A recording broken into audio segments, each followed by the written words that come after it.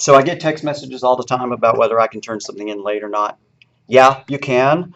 Remember the online students, I give the extra 2 days grace periods, because to make up for the fact that you couldn't watch the video. So that's okay. And if there's another reason, then let me know about it. But particularly when you're uploading the assignment, there's a comment field. Just go ahead and put a little comment here. All right, I had to work overtime, or I didn't understand it, or I talked to you and I came for tutoring, something like that. And by the way, we have a good tutor, programming tutor, who I'll post the information for so that you can attend to him. Anyways, so where you upload things, you see that comment field. Even if you've told me and we've exchanged email or stuff like that, just put the reason there to remind me, right? Because I can take that into account. The first half of the class, the first unit, I'm not super duper hardcore on the due dates. So, if you're a little bit late, it's not going to crush your grade. But after the first unit, then we're going to stick much more tightly to them. Just let me know in the comment field why, because if you're struggling with something, I need to know about it. And if it's time constraints on your end, that's also useful information. Especially if a lot of people are falling behind, then I know that I've set the schedule a little too aggressively, right? So you got to let me know.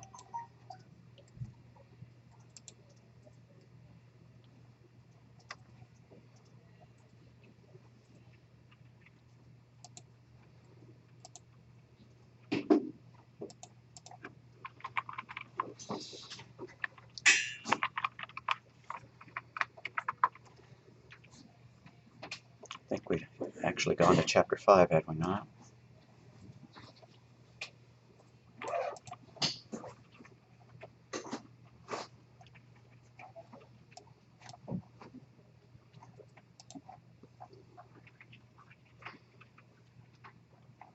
Yep.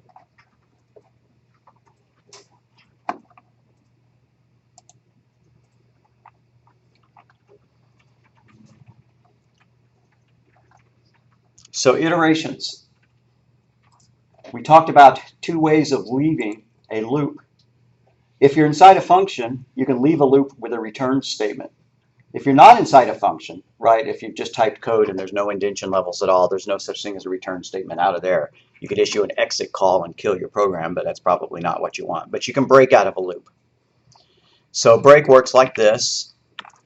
Even if it seems like it's an infinite loop, like while true should be an infinite loop, once it finds a break, it skips to the end, the first statement after the while loop, and executes it. And so this is a common way to avoid what's known as a priming read. And priming reads are when you ask for data to begin with before you enter the loop, and then you have a while loop, and then you ask the user again for more data. So you're asking for data in 2 places rather than 1. Kind of like this. Kind of like this. Say I was going to write a program to add up numbers. That kind of thing. So, I would do something like this. X is equal to input, score, question mark. Or -1 to quit. And then we'd have to convert it to an int or a float, right? And then after that, while x is not equal, and I need to take the parentheses away. That's not necessary for this language. Won't kill it. While it's not equal to our killer death value, our sentinel value, then do the stuff, right? Add it to our total or whatever. Total is equal to 0. We could put that above that to make it look a little bit prettier. Declare our total before we ask for input. Then we add that to our total. Total equals total plus x. Then we get a new value. We ask them again. This is how you construct this thing without a break statement. And that works. This is what's known as a priming read. I have a personal distaste for priming reads because I think that at any time you have a copying and pasting of code, and you saw me do it, I copied and pasted the code, then that's not a good thing, because we have the same code in 2 places. And what if we make a change somewhere and we forget to make the change somewhere else? Like, this while loop could be 200 lines long before we go down here and we see the next time we get the input. And what if later on somebody tells us, oh, well, it really should only accept ints. And so we change it in one place, but we forget to change it to the other. Or they want this message changed, right? but we only change it in one place, not the other. That's the peril of having duplicate code, copy and pasted code, is that you have to make multiple fixes for it. So the way you avoid that, one of my messages disappeared, several of them.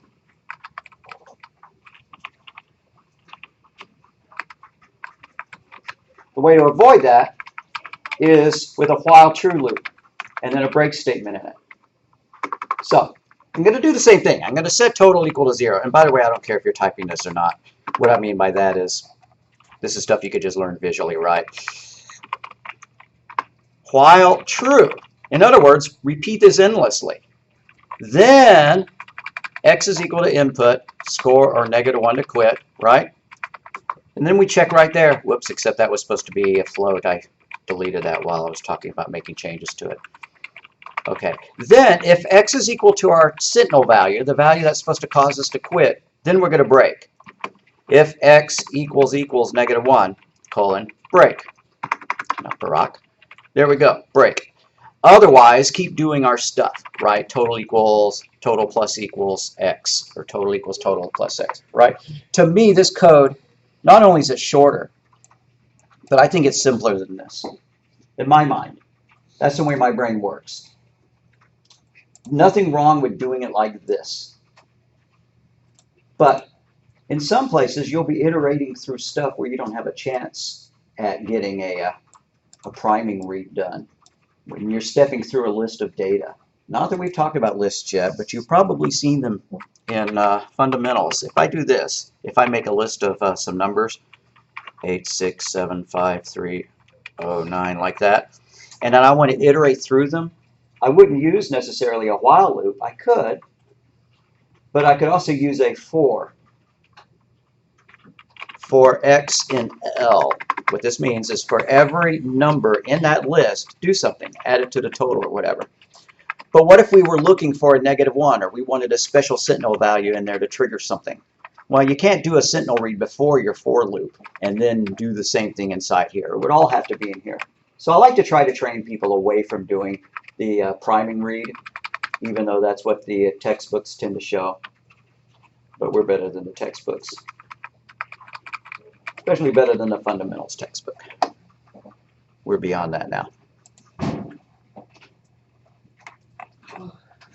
So you can fit it, just like the break statement, you can use continue. And what continue does, well, what break does is it causes it to go to the end of the loop and exit the loop. What continue does is it causes it to go back to the beginning of the loop. So I could do something like this. I'm going to delete this stuff about the list if you don't mind. I could write some kind of loop. X is equal to 1, while x is less than or equal to 10. And then if x is equal to 5 for some reason, I don't want to do anything. I'm just going to skip the idea if the x is equal to 5. But in other words, after that, I want to print out x. And then add 1 to x, because if you do not update your loop control variable, then it's an infinite loop. So what this would do is this would print out all the numbers between 1 and 10, but it would skip 5. Why? Because when it hit the continue loop, it's going to run back up to the top of the loop. Actually, that's going to be an infinite loop. It's going to count 1 through 4 and then never continue. Continue is the wrong word.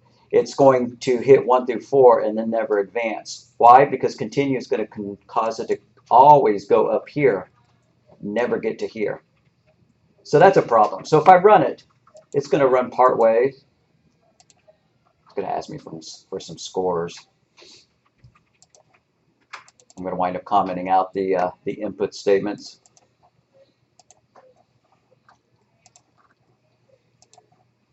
Which lecture are we on? We're on H? Yep.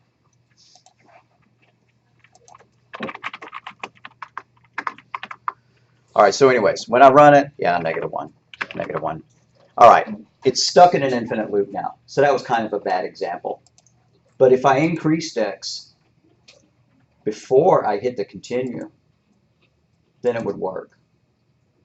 Or if I did something like this, if we use the for in range statement, for x in range, starting at 1, counting up to but not including 10.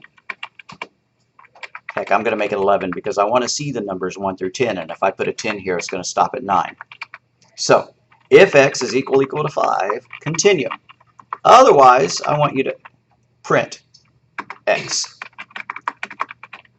And I'm going to comment this code out because I really don't want to keep seeing the input statements. So format, comment out. All right, it all went bye-bye. Good. So now when it runs, it prints 1, 2, 3, 4, 6, 7, 8, 9, 10. Why? Because when x was equal to 5, it continued, which meant go back up to the top of the loop immediately. Do not finish the body of the loop, so that's why I didn't print it out. And you don't need an else statement there. We don't have to do else there. It's not going to break it if you do. Yeah, you could put else there if it makes you feel good, but you don't have to. Why? Because once you hit continue, it can't possibly do anything after it. So this is inherently an else after that. Just like if this was a return statement out of it or a break statement. You don't have to put an else after a return or a break because that's the only option. Either do that or do that, kind of an implied else. But if it makes you feel good, you can put an else there. It just makes, you have to do more levels of indentation. Nothing wrong with doing that. I'm going to go back to where I was. I like the code example just as it was. Okay.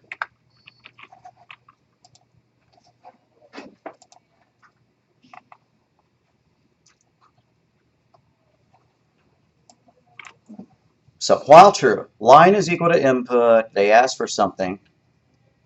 But if our line begins with a hash symbol, we don't do anything. If our line is equal to done, we break out of the loop. Otherwise, we print it. So why that or that? That's kind of like ignoring comments. So if I run this, it's providing me a prompt. I can type in something. It prints it out. Right, everything I type in. But then if I add a comment, it skips it because of this. The first character of the string is a hash. So this if statement is true. So it executes the continue, which causes it to jump back up here. It doesn't get to do anything after that. Right? It's a go back to top statement. And this is not a bad way to do it. I'll probably have us write code where we give it an input file, but we tell it to ignore comments. This is a perfectly good way of doing that. It's not a bad way of doing it at all. I'm going to try to tuck it away in my head. The alternative would be to do something a little bit uglier. Not too ugly. Let me paste that into our notes. Like that. But then if you weren't going to use a continue, you'd probably do this. If line was equal to comment, let's change that to not equal to comment. Then everything else underneath that would need to be indented like that. You see, that does effectively the same thing. It only gets into this code if the line is not a comment. If the line is a comment, then it would skip all this stuff. Does the same thing. And that's how I've illustrated. That's how whenever I've written this kind of code in the past for classes, that I wanted to skip hash symbols in the input file, I've always done it like that, but I'm kind of digging this one now that I see that again.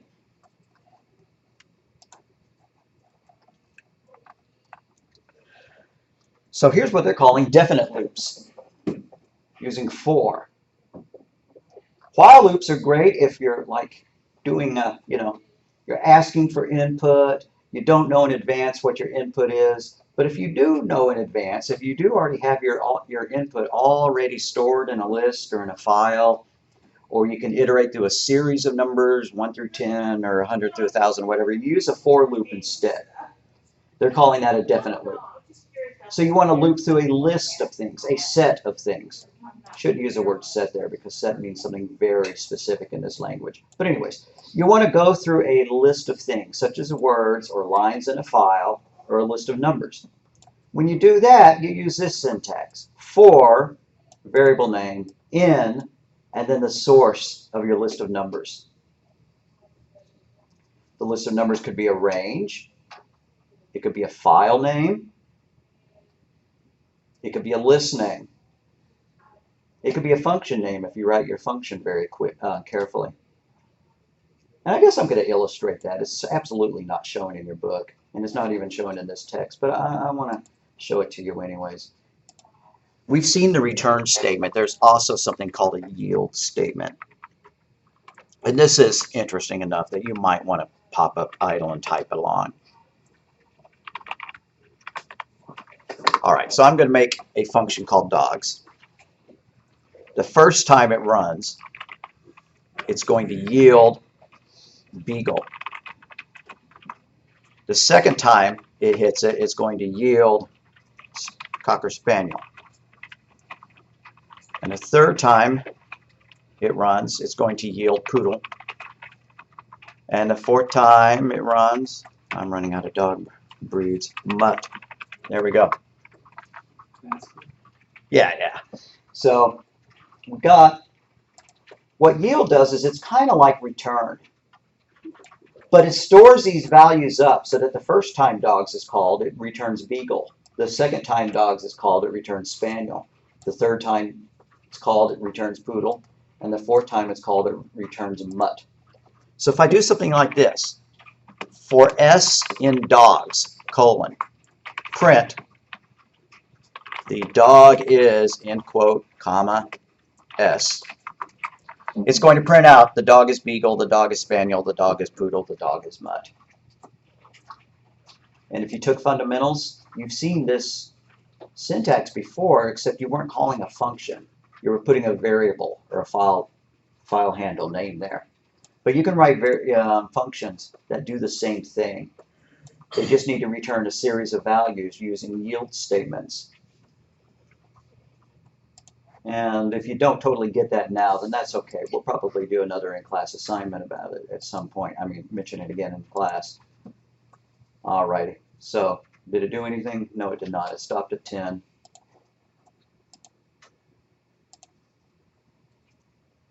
Well, you know what? I'm not going to worry about it if it didn't work on the first run.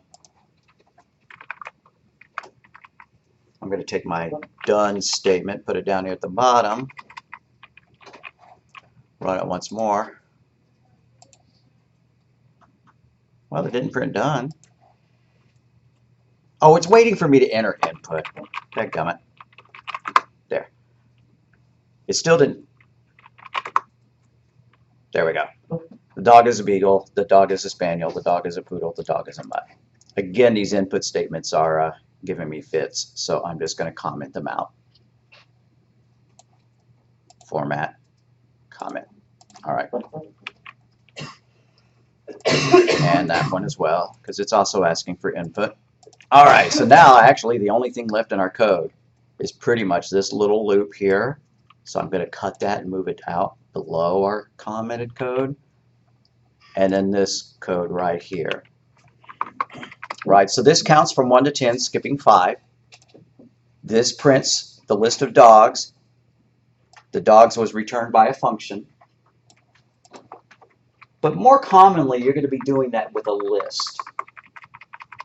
And I know I already just demonstrated this, but I don't see the code in here anymore about 8675. So I'm going to make a different list. How about colors? So L is equal to square brace, and we're going to list some color strings. White, comma, black, comma, orange, comma, silver, comma, aqua. Here we go.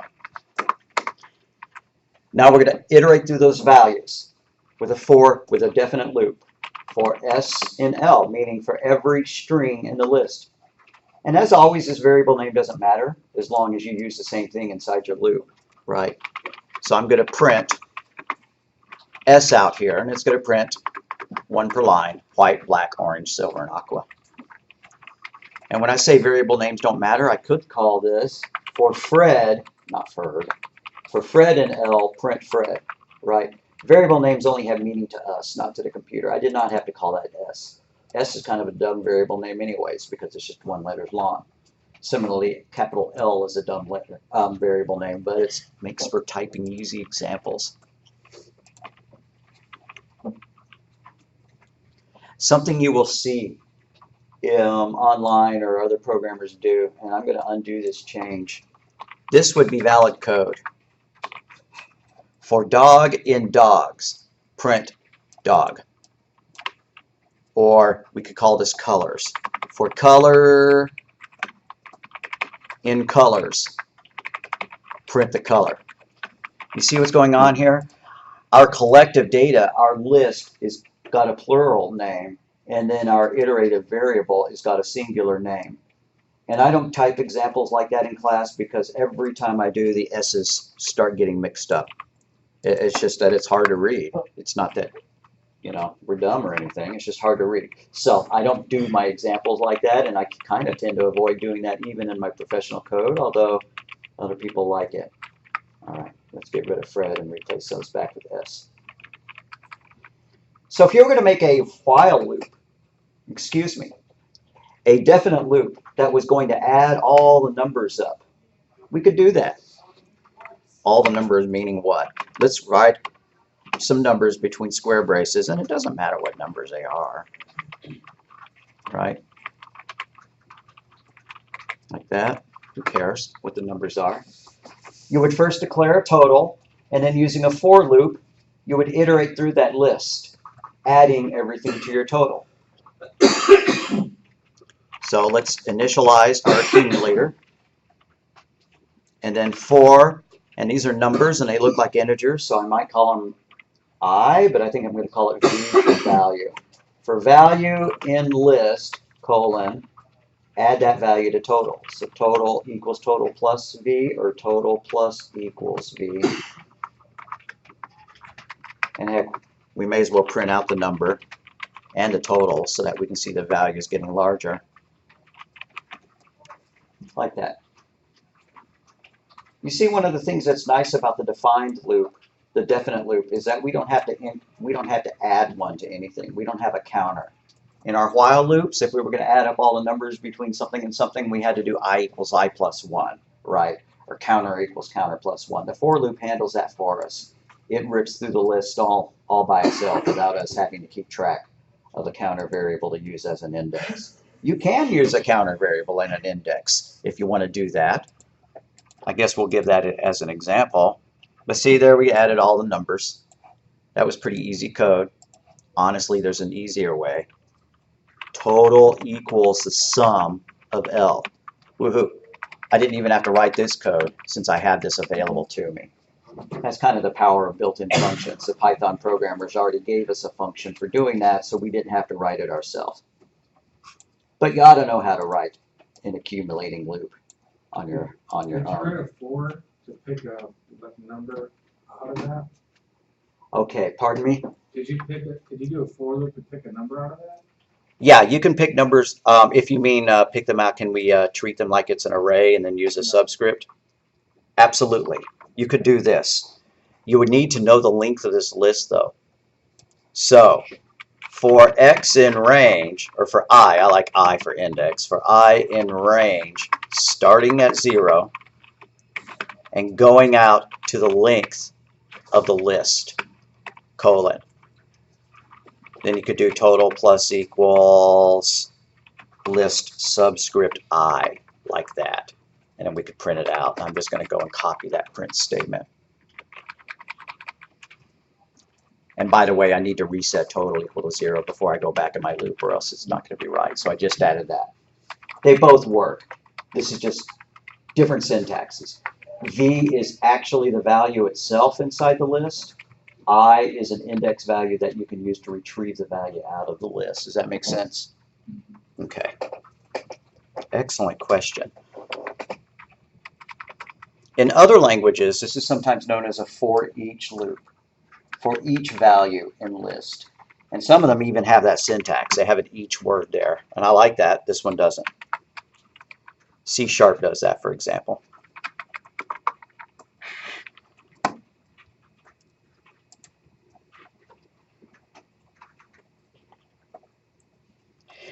See what I was saying about that singular versus plural thing? They defined a list called friends, and then they wrote a loop that said for friend in friends, print Happy New Year, friend. That's great and all that. It's very clear until you start trying to type it in a hurry and you start putting S's in the wrong place and it doesn't work. So loop patterns. Often we use a for or a while loop to go through a list, and we're looking for something. We want to find the largest or the smallest value, and we want to add them up. So what you typically do is you wind up initializing a variable before the loop starts. You perform some computation on each item in the loop body, probably changing the variables in the body of the loop. And then when the loop is done, you look at the resulting variables. Like we had all those numbers there. What if we wanted to find the largest number? I'm going to make a variable called biggest, and I'm going to set it equal to the first value in the list. And still, we haven't talked about lists too much, but I hope you remember that if you have an array, element 0 of the array is the first one.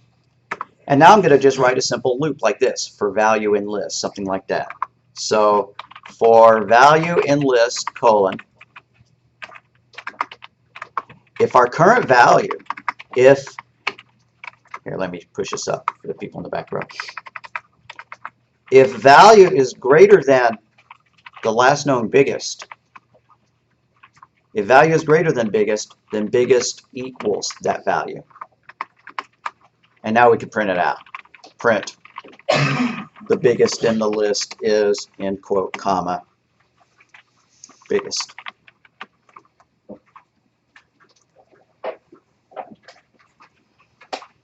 And again, that's such a common operation that there's a built-in function for doing it called max. But not every language has a built-in function for handling all these list operations. So we're not going to just say always use max. Okay, so while it ran through the list, it found the largest number, 1, 2, 3, 4. And if I go and I look at my input data up here, that looks like it's likely the case. So you saw what we did. We initialized some important variable with some important value. Like earlier, we were initializing total of 0 so we can add stuff to it. But this time we're looking for the biggest number rather than the sum. So we set biggest equal to the first value in the list.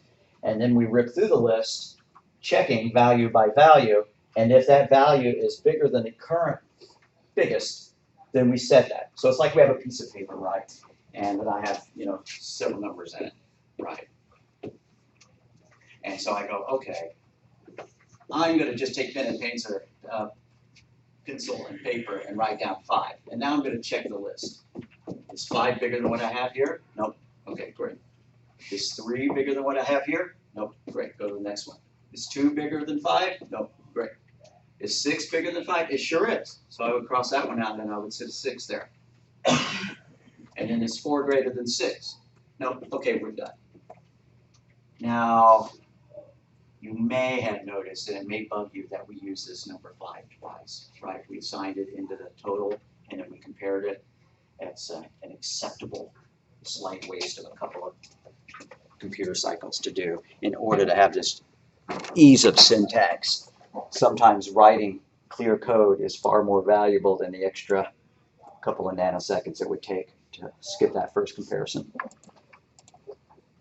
Anybody getting syntax errors that you really wish I would stop blathering about and come help? Nope. Alrighty. So counting and summing loops. This one just does a count, right? Rather than adding the variable to our accumulator every single time, we just add 1 to it, right? So every time it iterates through this loop, well, it's going to add 1 to it for that, it's going to add 1 to it for that, it's going to add 1 to it for that, that's 3, it's going to add 1 for that, 4, 5, 6. So by the time it's done, the count will be 6. We have a function for that, right? We may as well list these functions as we're going. So, x is equal to len, L gets the count of items in the list. And I'm calling them lists, and your textbook last semester, if you took fundamentals recently, called them arrays. Python doesn't have arrays, honestly, but it simulates arrays through lists. So, all right. And then if you want to get the sum of the list, like that, x is equal to sum of the list. That gets the sum, the total of the list. What if you want the maximum value of it? X is equal to max L. Don't have to write a loop, you can just use that. And it's probably more efficient than the code that I wrote. And then X is equal to min L. Gets the minimum value of the list. A couple of others. How about X is equal to list subscript 0? What does that do? Yeah, that's the first item of the list. And in Python and Python only, if you want the last value of the list, there's a weird little trick. You can set that equal to -1. And that's the last item of the list. Don't go into another language expecting that to work. In other languages, you would do this. X is equal to list, square bracket, the length of the list, -1. All right. Okay. That gets the last item of the list as well. You can see why the programmer snuck in this one, right? You know, because it's easier to type than this one. But why does this work?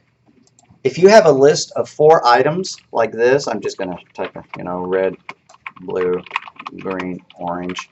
Then this is element 0. This is element 1. That's element 2. That's element 3. If we called length on it, len, it would tell us 4. But that's 0, 1, 2, 3. We can't print out element 4. So you take the length of the list, you subtract 1 from it, and that gives you the index value of the, you know, of the last value.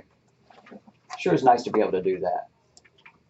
Oh, and by the way, if you do -2, -1 would be that one, -2 would be that one, -3 would be that one, -4 would be that one, and -5 would give you a crash, a runtime error.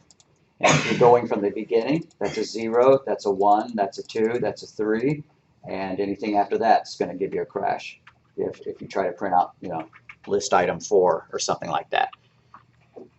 So technically, the way you do it is your index values for the list are 0 up to n-1, where n equals length.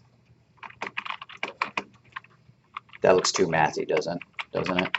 Just remember, you go from 0 up to 1 less than the length of the list.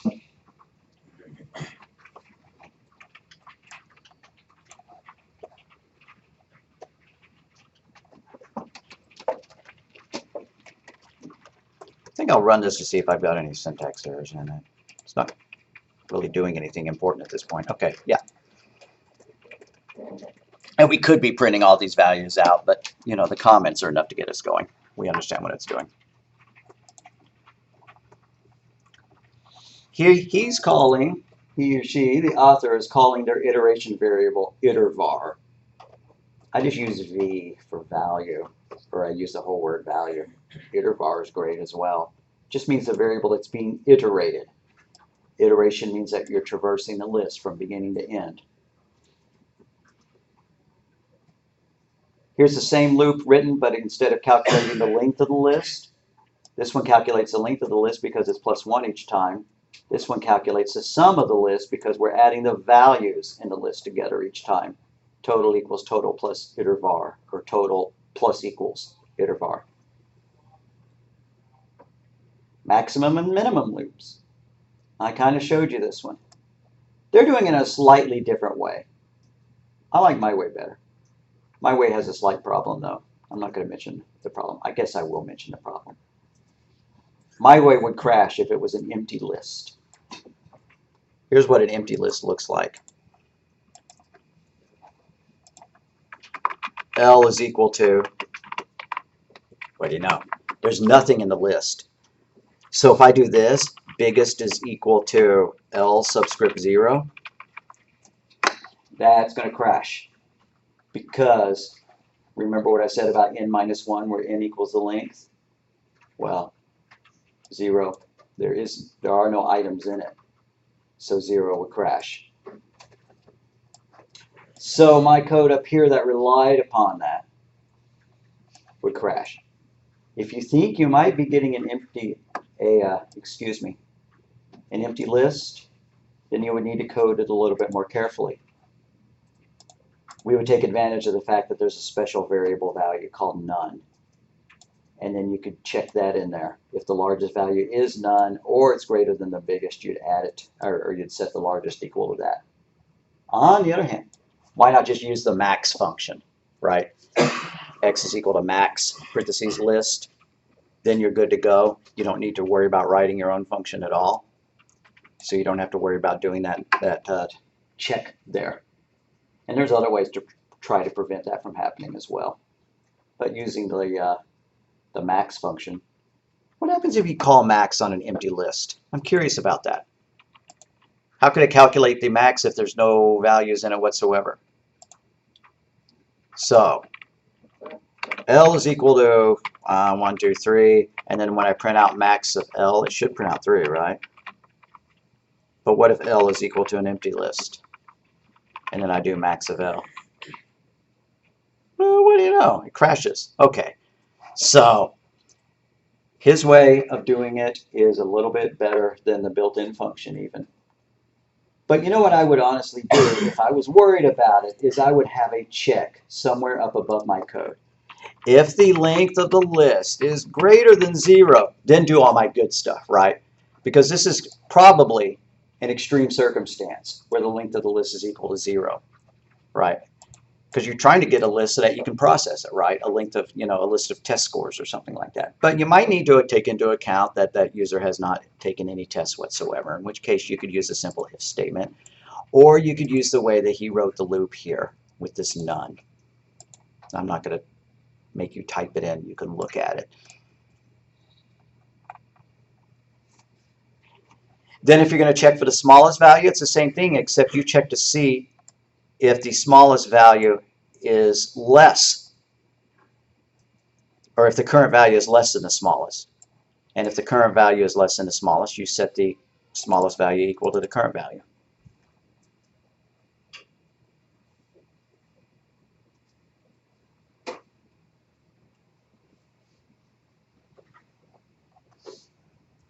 So debugging, as you start writing bigger programs, you find yourself spending more time debugging.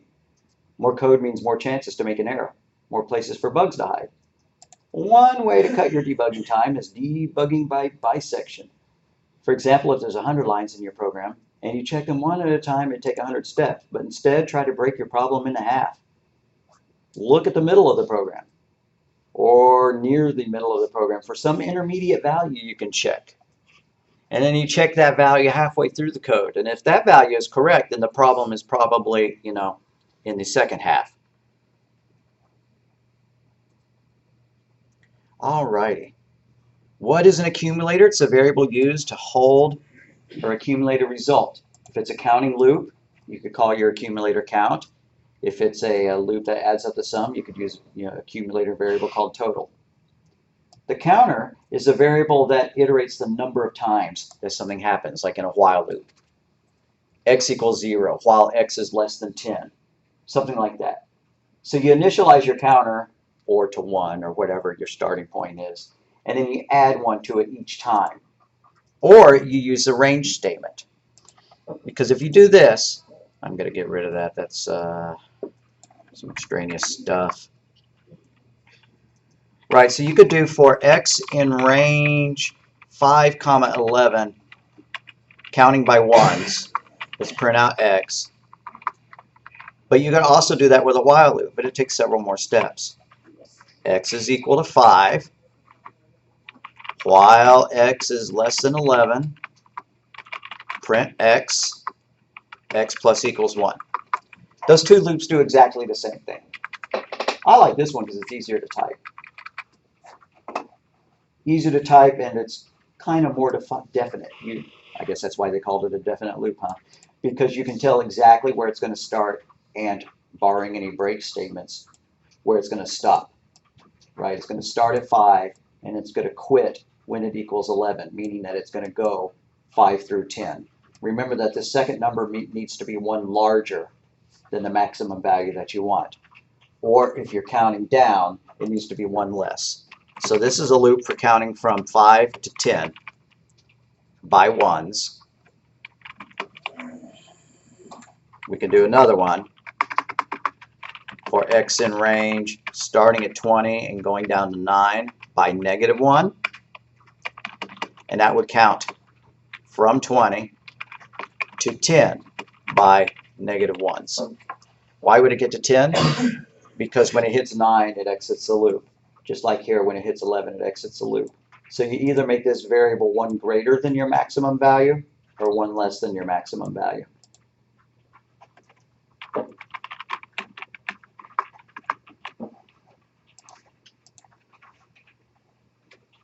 Yeah, so it counted up 5 through 10, and then it counted 20 down to 10 as predicted.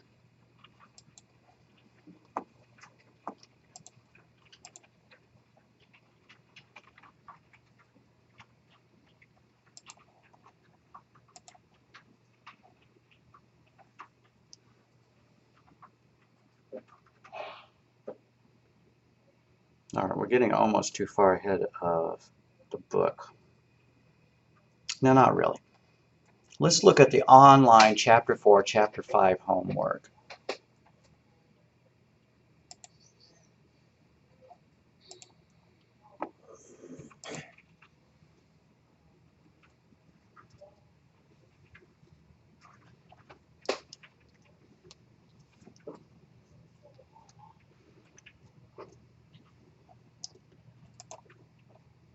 Well, this one looks like a repeat of some stuff that we probably already talked about. Write functions to do the following conversions: feet to inches, miles to kilometer, temp F to temp C. And then write code that uses these functions. Prompt the user for a number of feet and use your appropriate conversion function. You can look up these conversions. If you get stuck on them, you can ask me for them. And then prompt the user for the number of miles and use your function to calculate and display the number of kilometers. And prompt the user for the temperature in F and use your function to calculate and display the temperature in C. I think this would be a slightly good thing to cover in class just a little bit, to make you all do something similar to this and then for me to give you the answer after you've taken a stab at it. Because we've talked about functions, but I want to write a sample function, and then I want you to write your own function that accomplishes a very related task. So here's what I want to do. I'm going to write a function that converts meters per second to miles per hour. I'm going to have to look up that conversion. I certainly don't have it stuck in my head.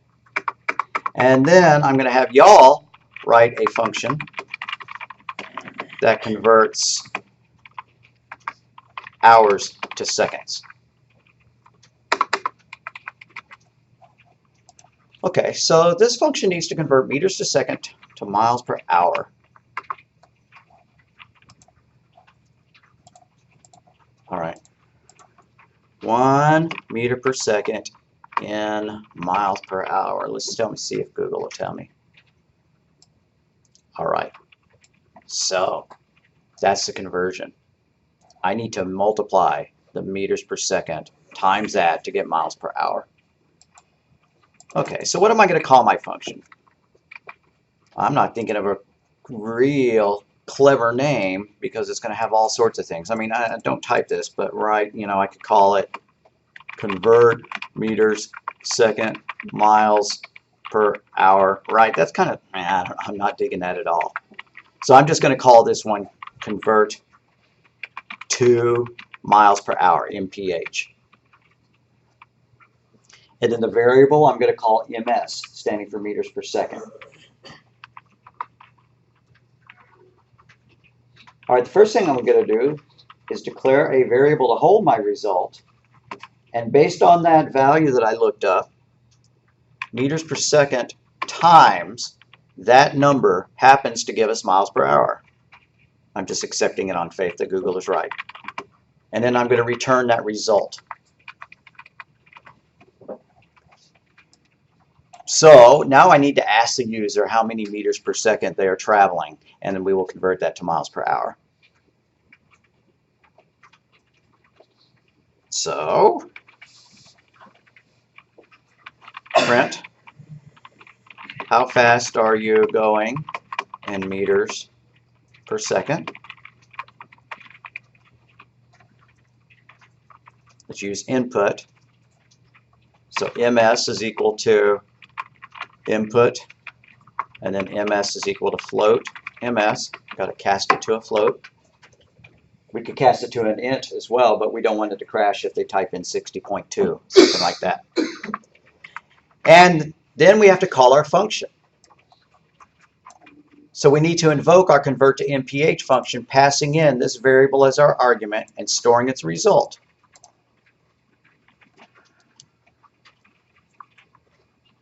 So what am I going to do? I'm going to call my result MPH, make an executive decision. And then I'm going to say equals, and what do I need to put here in order to call that function?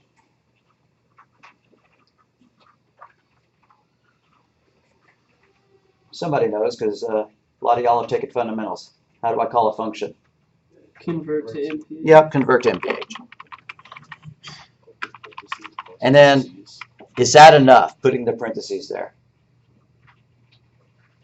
Somebody say no, because that's a correct answer. All right, what should I put there? MS. Right, I should put ms. Not because there's an ms up here, but because that's what I called my variable here. If I'd called that x, then I would put x here. All right, we have a result. Let's print it out. Print that equals, end quote, comma, MPH, comma, miles per hour, period, end quote, semicolon.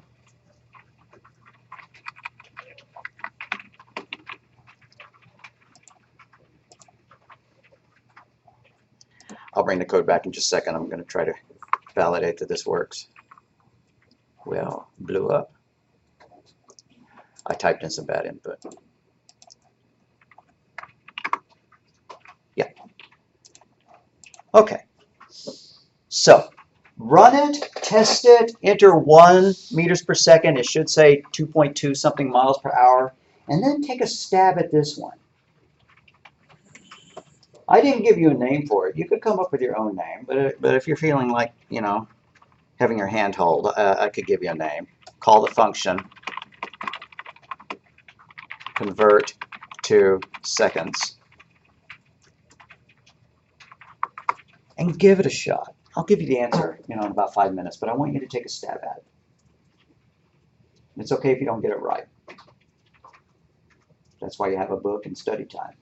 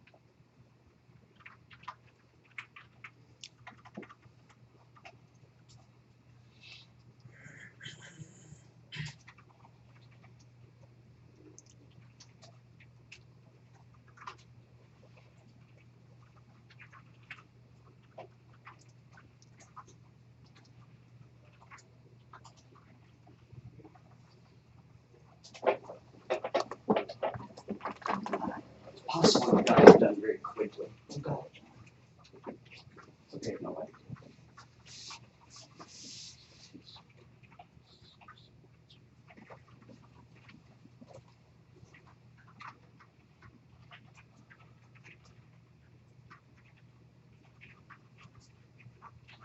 Walking around and making people nervous.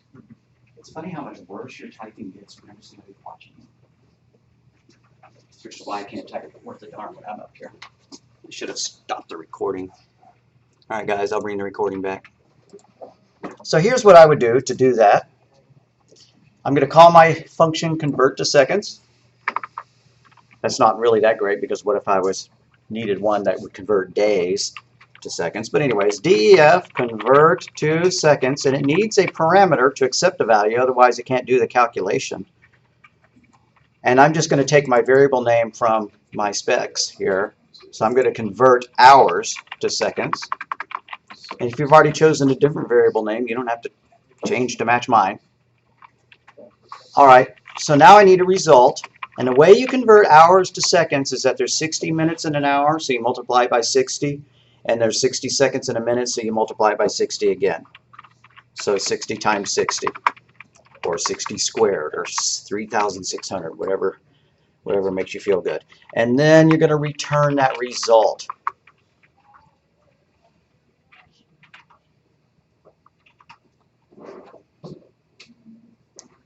So that's my function, and I need to call it. I need to ask them, print, how many hours will you be gone? Whatever, you know, the prompt doesn't matter much. If you've already worded your question, don't change it to match mine. And then I'm going to write my my input statement a little bit more concisely. I'm going to do hours is equal to float parentheses, input parentheses. And then how many close parentheses do I need? 2. I need 2, right? Okay. And now I can actually call my function. Seconds is equal to convert to seconds, passing in the hours, and then I can print my result. Print, you know, that equals, end quote, comma, seconds, comma, quote, seconds, period, end quote, close. And so, by the way, when I asked you how many close parentheses you need, one thing to notice is that if you get your parentheses wrong, and then you try to run it, it's not going to show you which line the error is, right? You're going to look at this and wonder for a long time what's wrong with this statement. If you ever can't figure out what's wrong with a statement, look up in the line above it. It needed a close parentheses. All right, how fast am I going in meters per second? I'm going 100 meters per second. And I can't type, so I didn't get an answer. See, if I'd made my code error-proof, I'd be a lot better off. 100. Oh, come on.